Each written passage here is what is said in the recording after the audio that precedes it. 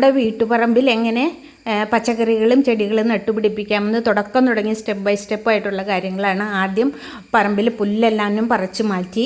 കാരണം മഴ പെയ്തപ്പോഴേക്കും നിറയെ പുല്ല് വന്നായിരുന്നു. പുല്ലുകളെല്ലാം പറിച്ചു മാറ്റി. ഇനി എന്നിട്ട് നമുക്ക് ഒന്ന് കൊത്തി കളയ്ക്കേണ്ടതുണ്ട്. അങ്ങനെ തൂമ്പെടുത്തു, കൊത്തിക്കളച്ച് വാരമാടാനുള്ള പരിപാടിയാണ്. കൊത്തിക്കളച്ചിട്ട് ആദ്യം അതിൻ്റെ അകത്ത് കുറച്ച് വളങ്ങൾ നമുക്ക് വിതറണം. ആദ്യം കുറച്ച് ചാണകപ്പൊടിയാണ് ഞാൻ ഇട്ടത്. അതിന് ശേഷം നല്ല രീതിയിൽ ഉമ്മി വെതറി മണ്ണിന് നല്ല ഇളക്കം കിട്ടാൻ വേണ്ടിയിട്ട്. അതുകൂടാതെ കുറച്ച് സൂഡോമോണാസും കൂടെ വെതറിയിട്ടുണ്ട്. ഇനി എന്നിട്ട് അതെല്ലാം ഒന്ന് മണ്ണ് മൂടണം. അത് തൂമ്പയും കൊണ്ട് കൊത്തി കളയ്ക്കാൻ നല്ല ബുദ്ധിമുട്ടുണ്ട്. കുറച്ച് കൊത്തി കളച്ചപ്പോഴത്തേക്കും വാരം മാടിയപ്പോഴത്തേനും ഞാൻ വല്ലാതെ ടയേർഡായി. പിന്നെ ആളെ നിർത്തേണ്ടി വന്നു. ആളെ നിർത്താൻ നല്ല പൈസയാണല്ലോ. ഒത്തിരി സ്ഥലം ഉള്ളതുകൊണ്ട് സ്ഥലം എല്ലാവരും തന്നെ വാരം മാടി നല്ല വൃത്തിയാക്കിയിട്ടുണ്ട്. ഇനി നമുക്ക് വിത്തുകൾ പാകുകയാണ് വേണ്ടത്. അപ്പോൾ അങ്ങനെ സ്ഥലമൊക്കെ ഒരുക്കിയിട്ടുണ്ട്. നല്ല രീതിയിൽ എല്ലായിടത്തും ചാണകപ്പൊടി വിതറിയിട്ടുണ്ട്. ഇനി നമുക്ക് ചെയ്യേണ്ടത്, ഞാൻ ഈ പ്രാവശ്യം ഒരു പ്രത്യേക രീതിയും കൂടെ ചെയ്യുന്നുണ്ട്. ഈ പുല്ല് പറിക്കുന്നത് ഒരു വല്ലാത്ത ഒരവസ്ഥയായതുകൊണ്ട് അതിനെ മറികടക്കാൻ എന്തെങ്കിലും ചെയ്യാൻ പറ്റുമോ എന്ന് ആലോചിച്ചപ്പോൾ കിട്ടിയ ഒരു ഐഡിയ ആണ്.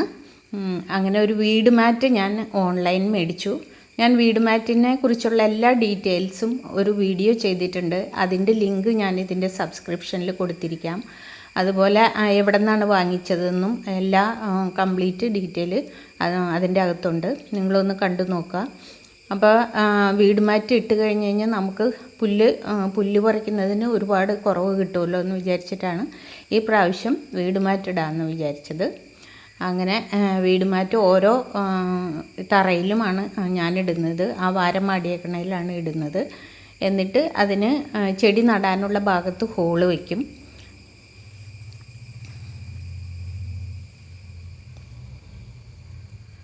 ഇനി ഇത് കാറ്റത്ത് ഇങ്ങനെ പറക്കാതിരിക്കാൻ ഇതിൻ്റെ കൂടെ തന്നെ നമുക്ക് ആണി പോലെ ഒരു പ്ലാസ്റ്റിക്കിൻ്റെ സാധനം കിട്ടും.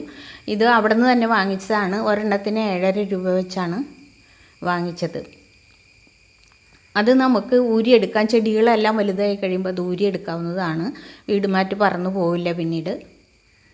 അങ്ങനെ വീടുമാറ്റ് എല്ലാ വാരത്തിലും ഞാൻ ഇട്ടിട്ടുണ്ട്. ഹോളും ഞാൻ കത്രിക വെച്ച് ഒക്കെ മുറിച്ച് പാകത്തിനാക്കിയിട്ടുണ്ട്. ഇനി നമുക്ക് വിത്തുകളാണ്.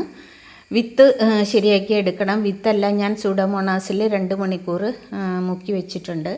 അങ്ങനെ സീഡ് ട്രേയിലേക്ക് വിത്തുകളെല്ലാം ഒരു പേപ്പറിൽ കുടഞ്ഞിട്ടിട്ട് ഓരോന്നോരോന്നായിട്ട് പാകി വെച്ചിട്ടുണ്ട്.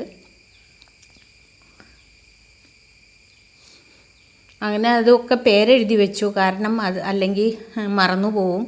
വെണ്ട, വഴുതന, തക്കാളി, അതുപോലെ എനിക്ക് കൃഷിഭവനിൽ നിന്ന് കുറച്ച് ബന്ദിയുടെ തൈകൾ കിട്ടി. 4 രൂപ വെച്ചാണ് കിട്ടിയത്. ഇതെല്ലാം മുളച്ചിട്ടുണ്ട്. ഇനി അത് നടുന്നത് അടുത്ത വീഡിയോയിൽ കാണിക്കാം.